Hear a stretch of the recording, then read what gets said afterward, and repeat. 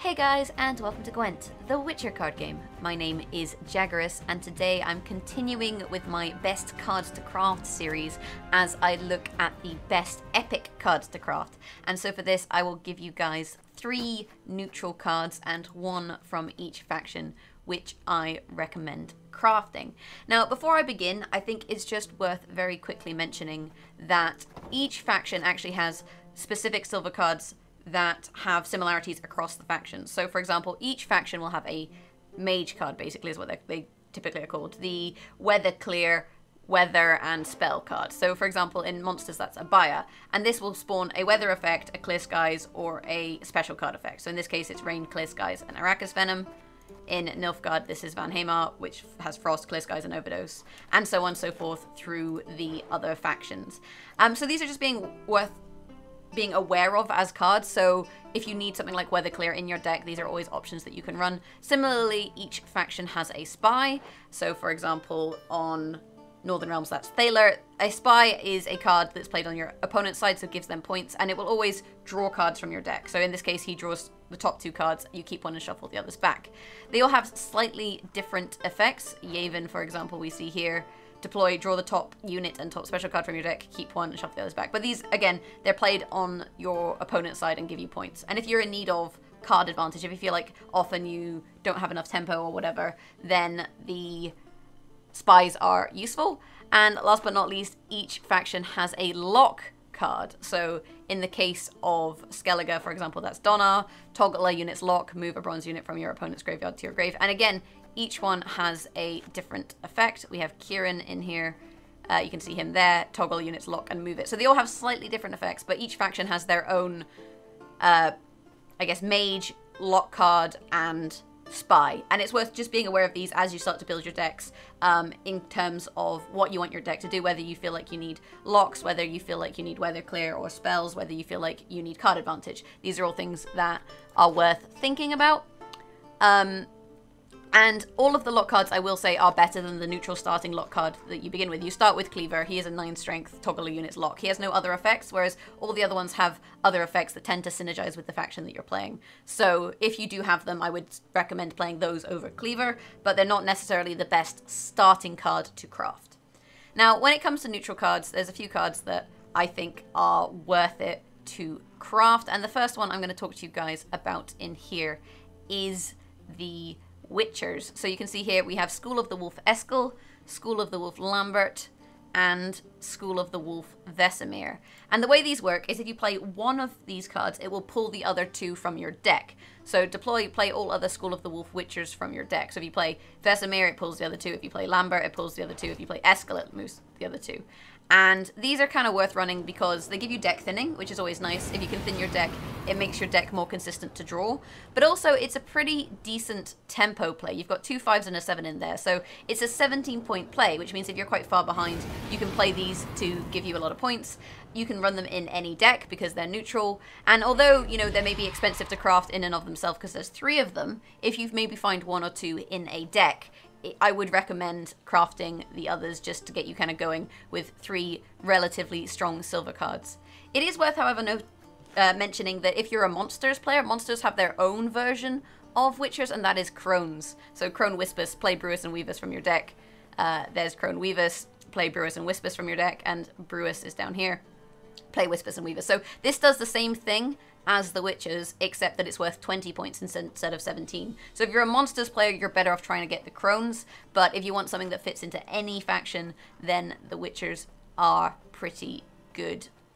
So next up we have Dora Garay, and this is a neutral 2 strength unit. When you play him, you can spawn, a Savage Bear, a Wyvern, an Ekimara, or a Drowner. And this guy is just generally useful because you have a little bit of choice with him in terms of what you want to do. If, for example, your opponent is playing Weather, Drowners could be useful. You could use them to move your own units out of Weather. Alternatively, if you're playing Weather, you could use a Drowner to put your opponent's card into Weather.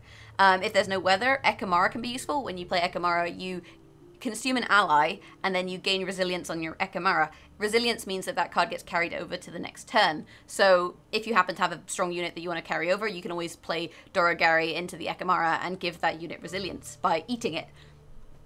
Alternatively, Savage Bear, after an enemy is played from your hand and its deployability resolves, damage it by 1. This is just attrition damage, so if you're thinking there might be a long round, then Savage Bear could be worth pulling.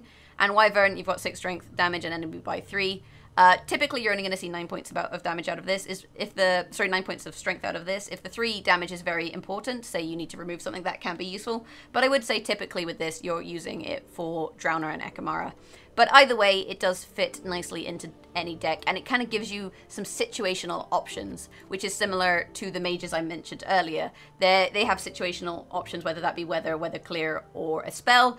Doragari is the same in that regard. Now, the last card in this list is, of course, Marigold's Hailstorm for the neutrals. Marigold's Hailstorm is, I would say, the best silver card in the game. It's all over the ranked ladder. It is a very, very strong card because at the moment, row stacking is really a thing. A lot of people are stacking rows with units. A lot of people are playing big, strong units. And Marigold's Hailstorm, you damage all units on a row by half their power, rounding up and ignoring armor. So it rounds up, which gives you, extra points. You can consistently see 25, 30 points out of this, especially on very highly stacked rows. It ignores armor, which means it's good against Northern Realms. And ultimately, this is kind of like a better Scorch, because with Scorch, you can actually burn yourself. You destroy all the highest units. So if the highest units are on your side, then you're kind of gonna get wrecked. But with Marigold's Hailstorm, because you get to choose the row, you're always going to be hitting your opponent. So there's always going to be value in this card. You're never going to have that situation where it's not very useful. And if you're going to craft one card from this list, then Marigold's Hailstorm is 100% the card to craft. So when it comes to monsters, I want to give a special mention to Morvad. That is their faction-specific lock card. Toggle a unit's lock. If it's an enemy, damage it by half its power. It has a fantastic premium, but the fact that you can damage a unit by half its power is incredibly strong. And out of all the lock cards, this is, I would say, one of the best ones. And it also has, like I say, a freaking amazing premium that you're seeing here. So special mention to that card. But the one that I want to recommend to you guys is actually Katakan. When you play him, you consume a bronze or silver unit from either graveyard. So you can eat a unit from your own graveyard, or you can eat a unit from your opponent's graveyard. And this guy, I feel like he's really useful. He works really nicely for Graveyard Grief in the same way that Caretaker does, which I mentioned in my previous video.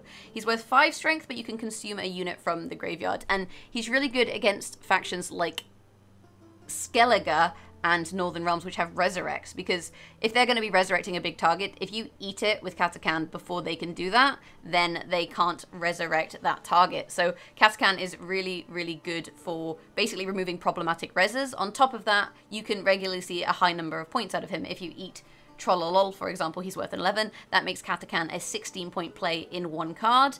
And he also has Consume synergies, so if you happen to be running a Consume deck, though I don't say that you have to with Katakan, then you've got that benefit as well.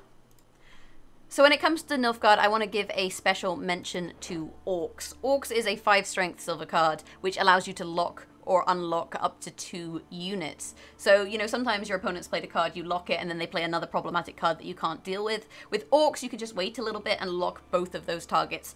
Alternatively, you can unlock one of your own cards and lock an opponent's. There's lots of different ways that this can be applied, and this is a very, very strong card, and it's definitely worth mentioning. The card I do want to suggest you guys craft, however, is this card, Joachim de Wet, Joachim de Wet. Everyone gives him different names, but this guy is pretty strong. He's a 5-strength disloyal, which means he's played on your opponent's side. And when you play him, you play the top loyal, so only friendly units, bronze or silver unit in your deck, and boost it by 10. So this gives you deck thinning, which is useful. It helps to make your draws more consistent if you have fewer cards in your deck when it comes to the point of drawing, say on round 2 or round 3.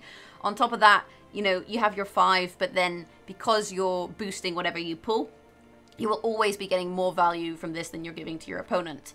It's a spy, which means it has spy synergies, and there's really cool things you can actually do with this card. For example, if you're playing a spy deck and you're running something like a... where is he? Something like a... there we are. Nausicaa Brigade. Deploy damage a spying unit by 7 if it was destroyed, strengthen self by 4. So let's say your Joachim pulled this. This becomes a 15. You then kill Joachim, making that 20 points of value. And then you strengthen by 4, giving yourself 24 points of value. So you can kind of see the potential there for a lot of points. The 5 plus the 10 you then remove 5 from your opponent, and then you strengthen self by 4. That's a ridiculous power play, and that happens in 1 card. And that's why I think Joachim's really good. Alternatively, you know, there's other cards that synergize nicely with him. Imperial Brigades, you pull one of them, they get boosted by 2 for each spying enemy. Because he's a spy, then he gets boosted. If you, say, have a Rot Tosser, you then pull a Cow Carcass. A Cow Carcass is a spy. You can use that to destroy something on the other side. And again, lots of kind of good targets that you can pull with the Joachim in order to really get a lot of value out of the cards, even though you're giving 5 to your opponent. When it comes to Northern Realms, I have Stennis the Menace for you. And you'll notice a theme here in terms of thinning, because Prince Stennis, when you play him, he plays the top loyal bronze or silver unit in your deck and gives it 5 armor. He also gives himself 5 armor. And thinning your deck is really useful. It fits into kind of any deck. Having the option to kind of play something and draw into your deck can be very strong. He's got armor synergies. If you give the unit that you're playing armor, it's also maybe protected from damage. So even if you're not playing an armor deck, let's say you're playing machines, if you pull a machine with him, you know, giving that machine some protection, or a crewman, then that's going to be really beneficial. He's also a good target for Shani, because you can always resurrect him and then pull more cards out of your deck, which gives you more thinning. So he's just an all-round decent Northern Realms card, and I could see him having play in any Northern Realms deck. Next we have Scoia'tael and Teruviel in all her glory there, stabbing a sword into this guy's face. Teruviel is a really tricky card for new players, because a lot of players don't realize that she exists. You play her before your opponent passes. It's very important that you play her then, because otherwise she doesn't trigger. But you play her before your opponent passes, and then when your opponent passes, the card flips over. So her points aren't added to your total until they flip. When that happens, you flip her over, and she actually boosts units to either side of her. So if you have a row which is stacked with, say, 4 units, you could put her right in the middle. She'll flip over, she'll boost the 2 units on the left, the 2 units on the right, and that's a 14-point play.